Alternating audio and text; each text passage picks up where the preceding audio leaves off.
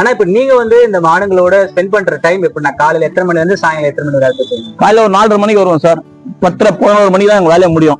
திரும்ப மதியம் 1 மணிக்கு வருவோம். நைட்டு 7:30-8 மணிக்கு முடியும். இருக்கிற டைம்ல அந்த கடைக்கு போறது, இதுக்கு தீவனம் வாங்குறது, வைக்க வாங்குறது, இப்படியே எங்க டைம் ஸ்பெண்ட் ஆயிடும். குழந்தைங்களோட ஸ்பெண்ட் பண்ண முடியாது, ஒரு கல்யாணத்துக்கு போக முடியாது, ஒரு சாவு ஆயிடுச்சுன்னா போக முடியாது. இவ்வளவு கஷ்டம் எங்களுக்கு இருக்கு. இதை யாரும் புரிஞ்சுக்க மாட்டாங்க, ஒரு கஸ்டமர் கூட புரிஞ்சுக்க மாட்டாங்க. இன்கேஸ் ஒரு நாள் லேட்டா போனா கூட சட்டம் போடுவாங்க, பால் ஏன்பா லேட்டா வந்ததுன்னு. எப்படியாப்பட்ட கொரோனாவெல்லாம் நாங்க போயிட்டு அதை எதிர்பார்க்காம எங்க உயிரை விட பார்க்காம படிக்கட்டேறி பால் வச்சிருக்கோம். அந்த கொரோனா முடிஞ்சோன்னு மறந்துட்டாங்க எங்களை. அதுக்கப்புறம் யாரும் நினைச்சு பார்க்கறது இல்ல. அக்ரிகல்ச்சர் ஓணும் கவர்மெண்ட் சொல்லிட்டு சென்னையில அக்ரிகல்ச்சர் வளர்க்க மாட்டாங்க, வெளியூர்ல தான் வளர்க்குறாங்க. அதுக்கு என்னன்னு பார்த்து அரசாங்கம் செஞ்சா நல்லா இருக்கும். கண்டிப்பா. ஆனா நீங்க சொல்றது உண்மைதானே. ஏன்னா மாடுக்கு அகத்திக்கிற கொடுத்தா புண்ணியம் நினைக்கிறாங்க.